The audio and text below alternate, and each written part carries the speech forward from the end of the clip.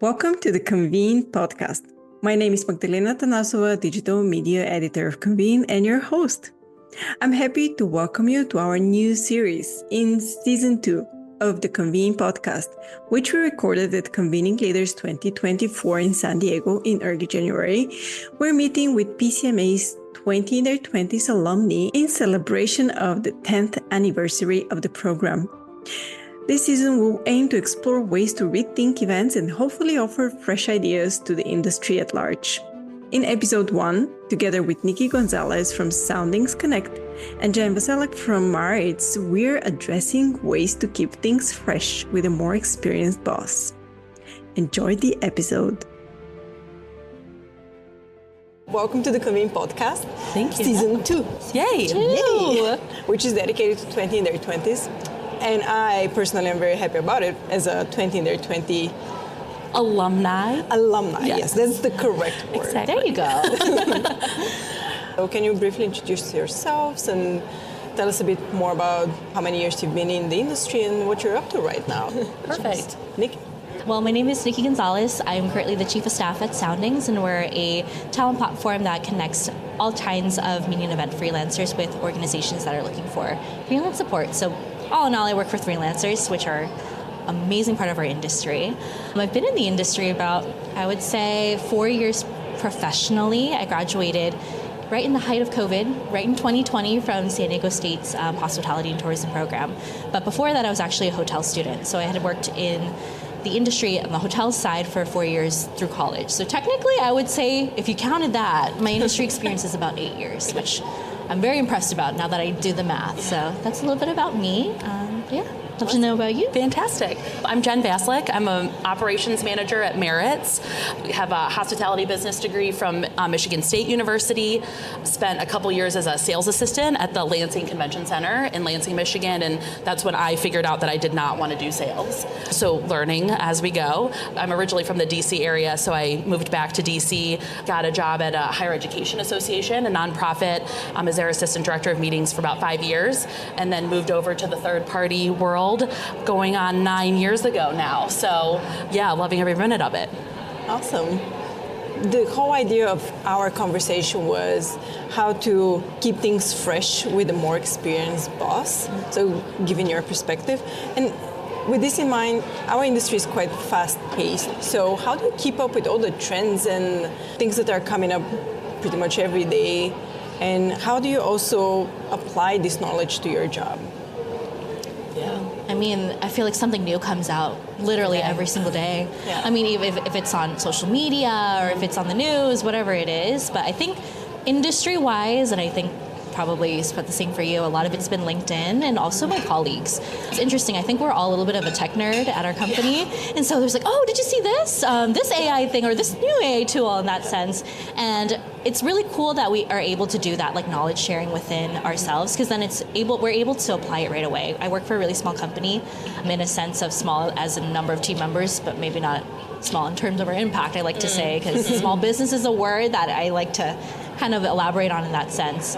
Kind of right away, we see something, is that a tool we can use? Is there a cost to it? Is it not that much? Cool. Is it free? Let's try the free trial. So I think that's where a lot of our chem news, technology, everything has been kind of coming from. I totally agree. I think crowdsourcing, and we have in our team's channel, we're constantly sharing articles or social media threads or something that we saw online. Coming to Convening Leaders is a huge aspect of it as well. I take so many pictures and videos and, jotting down ideas of things that people have done or said or new activations that I see. And in the third party world, learning from my clients, right? Somebody's doing something different that I can maybe implement or think differently about for another client if it doesn't exactly translate over perfectly, but always learning from the in-person, as someone who's in the hospitality industry, right? It's like the face-to-face meetings are completely imperative for us as well, right? Living and breathing these meetings, this is where we find the new ideas. Mm-hmm. Yeah. There's really so much going on. So it's sometimes I feel like you mentioned LinkedIn. It's hard to even keep up with what's posted on LinkedIn. So true. Completely. And then it's crazy because my algorithm's completely different from yours, Right, it's different from yours, and then everything else we're getting served. So it's hard to filter through the noise sometimes. Yeah. But it does do a really good job sometimes of serving what's important in those senses. And piggybacking on what you said, yes, it's literally the lunch line here, waiting at the district, or out on the patio when people are trying to get sunshine, and just talking about those things. We had the 20 in their 20s breakfast, the Level Up breakfast this morning, and one of the questions on there was how is your team using AI and how are they implementing it in your team? So it's part of natural conversation, I feel at this point. Yeah, right? It is. And switching gears a little bit, so how do you balance or how do you work against this generation gap? For example, your bosses might be much older than you, and we quite still see that in the industry, right? That senior leadership is the older generation. So how do you work against that generation gap? Because I'm sure sometimes you come up with this energy and a new idea that you want to implement, and sometimes it's not really well received. So how do you balance this whole dynamic? So I think some things I always try to come back to is listening and transparency about what's being implemented or what the idea is and how you can relay that in a way that makes sense to that person, right?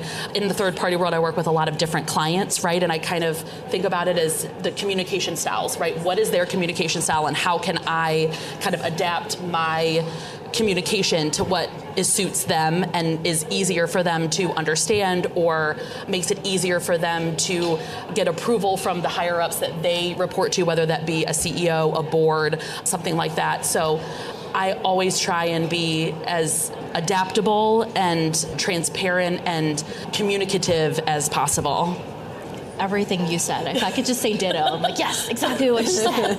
But for me, I think I've thought a lot about this, and I feel it comes from a baseline of two things for me. It's respect and empathy. And I think in a lot of cases, I actually presented at IMEX about this kind of working with Gen Z and everything, and we actually talked about how in a lot of cases, the generations only kind of represent what year we were born. But it's not necessarily all of the same values that we share. And I feel more so than not, we share a lot of the same values across generations.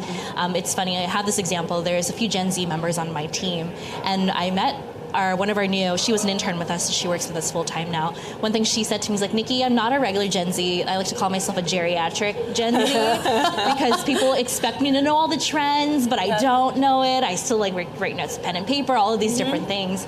And then for my team, I have older people on my team too, but they have a lot of the spirit as a Gen Z as well, the spirits of innovation, new ideas and change. And I feel for me, I've had a really great experience working with an intergenerational team because we come from a place of empathy and respect and understanding, things of mentorship going two ways, being able to learn from each other.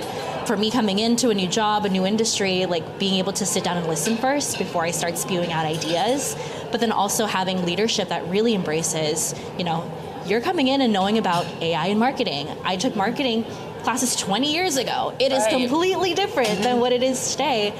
So I've had really great luck working with leaders that are just very, ready to embrace the new ideas and stuff too. But I think if for those who are maybe not as lucky or, trying to, battle that in the workplace, I think remember and respect and empathy is going to be the baseline for it all.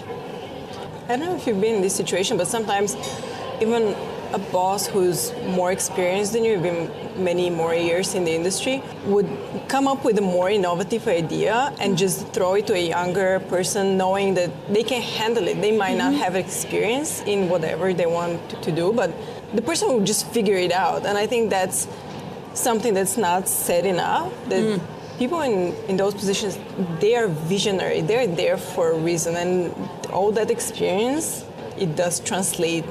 But sometimes the younger person just takes, the credit just because they are actually doing it. Which, again, there are reasons for that. Right. Yeah. And how about collaboration? And again, speaking about these generational differences, how do you ensure successful execution of new ideas at events? I think collaboration, right, is key, and compromise, I think, too, can be, which is something I feel we lose a lot in today's climate. But, somebody may have a great idea. A great idea is a great idea, but there might be some tweaks to that, right, that somebody else comes up with. So you have a couple great ideas. There are certain aspects of both that work really well together. Take pieces of both and mesh them together, and you have a great product, right? Or a great solution. Collaboration and compromise are huge, I think, for me when presenting new ideas and, like you said before, listening, right, to other people and their ideas, spin-offs of what you have presented. Somebody else may have come up with something to take your idea and take it to a whole new level, right? Exactly. I feel like, I don't remember who said this to me, but I think multiple people have said this before. We have 2 ears and 1 mouth. Oh, so we have to be listening more than we speak sometimes. Oh, I'm stealing that. Right? That's so great. Yeah. I was like, wow, that's a really good point. Yeah, wow, but that was a light bulb moment for sure. Yeah, like it just went up. Yeah. But I think I also look at it in a sense from like introvert extrovert as well. Like for me, I'm naturally someone who listens first, gets everything like. And analyzes everything, gets every single piece of detail, and then just drops the mic at the end, right? But not everyone works like that. Right. Some people are like, we really go off of like body language or like that looks great and everything in those senses. So like in a lot of cases too, the nature of the work we do is very stressful. So we're in very stressful situations. Probably like 75% of our like regular jobs. So people are going to be acting maybe not in their regular selves when we're in high stress environments and the work that we do, the nature that we do. So I think again, coming from that place of what you said, collaboration is very important, listening is very important, but also a place of giving people grace in a lot of cases, because if something's on fire, they're probably not worried about how nicely they're talking to you as they're ready to put out the fire. Yes. So that's something that I've learned a lot to balance, people's regulating emotions and like reading the room, like when is the actually good time to maybe present a new idea, or when is a good time to present like this new complete proposal that probably shouldn't happen a day before the actual event is happening, things like that. So I think it comes in a lot of like that emotional intelligence that you have to also develop just by being in the job and kind of understanding the team that you're working with. Yes. What would be your advice for people that just come into the industry on building trust and credibility, because those people stepping in, they might not know the environments, and we know even changing a job, you don't know exactly what's happening. So how do you build trust and credibility? That's a good one. Trust and credibility, I think, accountability, I think is huge. Not all of us are perfect, right? None of us are perfect, actually. Mistakes are going to be made, right? This is a high-stress job, right? And so giving people grace, I think if a mistake is made or something doesn't go quite right, take responsibility or accountability for anything that may have happened, and then how can you fix it later, right? How can you fix it the next time? I think, again, like listening is always a huge one, but just showing people kindness. I think we are a people-driven industry, and you are going to get a lot further treating people kind and knowing that there's a human being behind the ask that you have of somebody, right? People are going to work a lot harder for you if you treat them with respect and kindness, and doing all of that will build trust and credibility with the people that you work with, and giving people credit and positive reinforcement, I think, is huge as well. People thrive off of that, I think, especially people in our industry. So that's always I try and always keep that in the back of my head, right? It sounds so simple, but it's hard to try to keep that at the front of your mind, right? Is, I think, key for us. No, for sure. I think we need to celebrate our wins more. Yes. I feel like as, meeting professionals, we are doing our jobs when nobody knows we're there.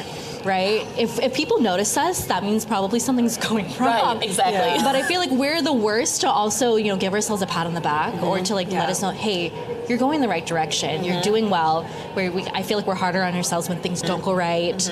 In those senses, for anybody who's coming into the industry, be prepared for the crazy. I feel like embrace the crazy, embrace the chaos, because regardless of how well planned you are, something's going to go wrong, and that is totally okay.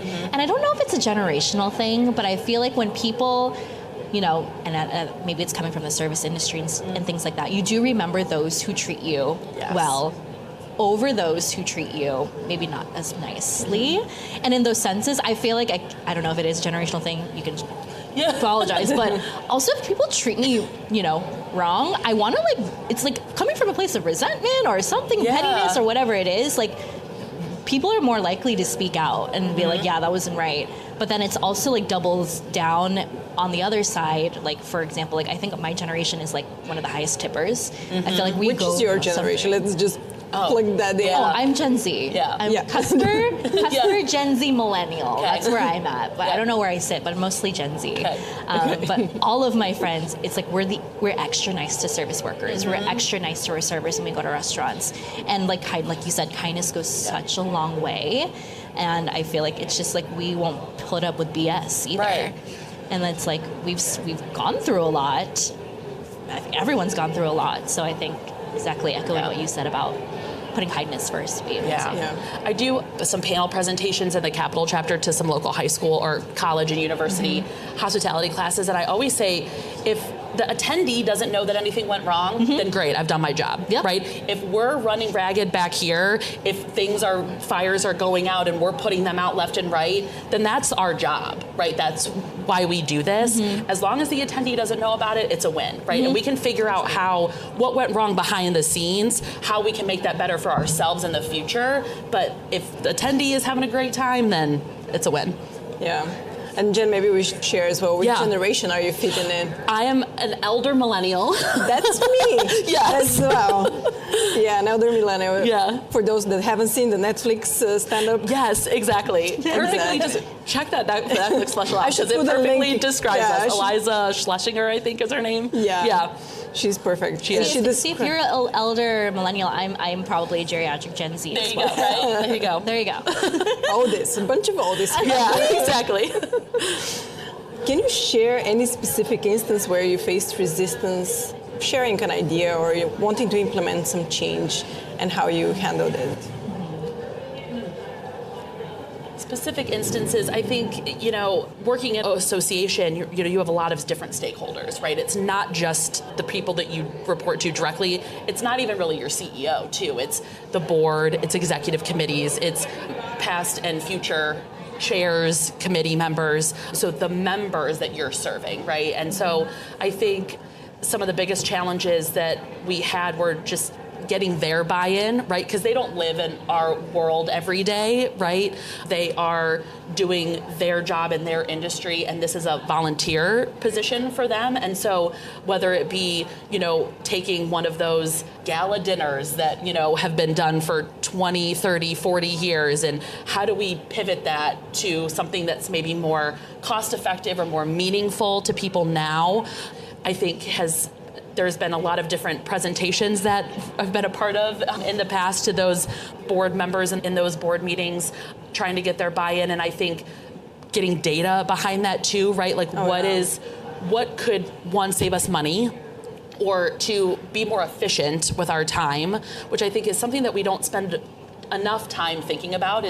We're always talking about the bottom line, but what can make us more efficient and still providing that same experience for people, but that makes it a little bit more special or gets us out of a rut maybe that for something that we've done for decades, but maybe suits the attendees and the members that are with us now and provides an opportunity for them to do things a little bit differently. And things are, change is always great, but you also don't want to change something just to change it, right? Have a meaning behind it. Why are we changing it? Does this make sense? Do we need to change the entire process, or do we change just an aspect of it to make it more cost effective or more efficient? So those are kind of some things that I've been a part of in the past. So I can't think of a specific instance. I mean that's maybe a good thing, because people have been very receptive to change in those senses. But for me, I think maybe it is because I do come in understanding, okay, who am I presenting to? Who's the stakeholder, and what is important to them? If data is important to them, then I have to back my claims with the data to prove it. And if it's important of what's the story behind it? What's the purpose? Then I'll have the story ready in a deck or whatever it looks like in those senses. I think it's really important, again, to know who are you talking to? Right. And again, that's what are their values? What's important to them? And that whole conversation with it, which is, I think it's interesting to look at it from that perspective, because then I think it takes away from more of I'm presenting to somebody who's a boomer, who's a millennial, right? You can have somebody of the same age that has the same mindset of, a different generation, but that's just because that's their values and what they've learned. Their working styles, their communication styles are different. So I would say everything you mentioned in those senses, but really honing in on who the person is and like how you deliver it. Because I'll probably deliver something different to you than I would to you. But that's inherently like what you should be doing, because then it's like, again, you have to stop and think, okay, is this just like a idea I had in the shower, or is this actually a very cool business plan in those senses? So I would say that that was kind of my 2 cents on that as well. How do you balance respecting established processes, like you mentioned, for example, with associations that you face a lot, with advocating for new approaches? I feel like it goes back to that, is it efficient? Is it saving us money? Whatever it is. I've actually heard, if it ain't broke, don't fix it many, many times in the last kind of like few years. And it's true. Sometimes like we get really excited about new ideas, and then we like find the most complex way to like do it. But I feel like that's a really great opportunity for collaboration, like you mentioned earlier. For me, like with my team, I would say, I have this amazing idea, but I don't actually have the expertise or the experience to be able to implement it. So that's when I go to my team members who are more experienced, say, hey, have you ever faced a situation? Is this even worth like running after? Have you ever like done anything like this? And then that's when the real work happens. I think that's when the real magic really does kind of come to life, because then it's like, oh, well, maybe we can do this way, or maybe this way, or maybe this technology, or implement this and cut it down to this, because you don't need actually 20 paragraphs to describe what this is. So I think in those senses, it's kind of what I look at. Yeah. I think something that just popped into my head, and this is a very weird example, but I remember it was such a fight getting rid of the printed program book, right? I've been there. This was like, maybe almost 10 years ago now. I think that is like the perfect example of like, it's something so small, but people have very strong opinions about it on either end, right? Yeah. And it's something where we had to slowly implement the change over a few different years, right? We couldn't just make that switch, flip that switch from one extreme to the other, right? We had to survey, we had to, at some point we had people sign up and request a printed program book in their registration, and then they would be the only people that got it, right, when they came to register, as we slowly phased out the printed program book and started becoming more and more sustainability conscious, while, really kind of getting our members to get on board with it, right? But why were we doing it, right? We needed to express that and explain that to them. This is why we're doing this. These are the other tools that we'll have available to you, whether it be the mobile app or allowing them to print something at home and bring it with them, and having all of those things available to them. But that's just a very specific example that popped into my head as we were having this conversation, because it was such a tangible thing at the moment that it was very extreme differences on either side. But we came to a compromise and a plan, presented the data, and now I don't even know if anybody prints a program book anymore. So it's it's just one of those things that eventually changed over time with the times. Yeah, so sometimes just you have to have patience. Exactly. Just be patient. Be patient with us. Yes. Was there anything we didn't address and we should mention before we finish? I loved this conversation. This is really great. Yeah. I would say if you're like, I feel like the hot topic has been like, what does Gen Z want? What do they want? What are they talking about?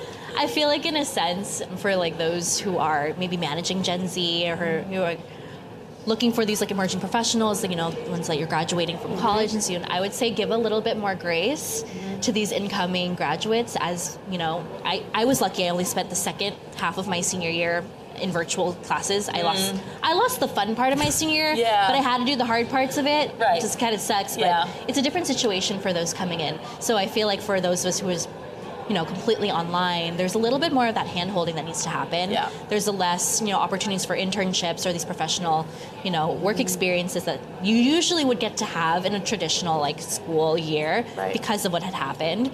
And I think for a lot of people, like for me coming into the workforce, just a little bit of that hand-holding was very helpful, because I had lots of great ideas, just not the tangible ways to be able to apply them. Right. But having really great mentors and really great leadership that really embraced, my excitement for the industry and to just kind of give me the tools that I needed to be able to hone in my skills outside of a classroom setting was everything that I needed to propel myself. So I think if anybody's struggling or like worried or scared for this, what do these people want? Honestly, we're just really excited to jump right in. We're probably have no idea what we're about to get ourselves into, but we do really appreciate, those who come and reach out to us. Some people may be a little bit more, reserved because we might be like thinking of, okay, exactly what you said, everything's going wrong. Is this wrong? Right. But that's just the nature of the beast of what we do. Yeah. So I would say that's my kind of 2 cents as me as a Gen Z representative in that sense. But really, I feel like I'm really excited for this new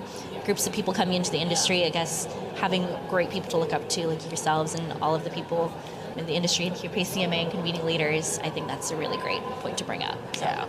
We've all learned from every generation that came before us, right? And after us, we all learn from each other. Yes. And so be open to new ideas and a new way of doing things or a new way to learn.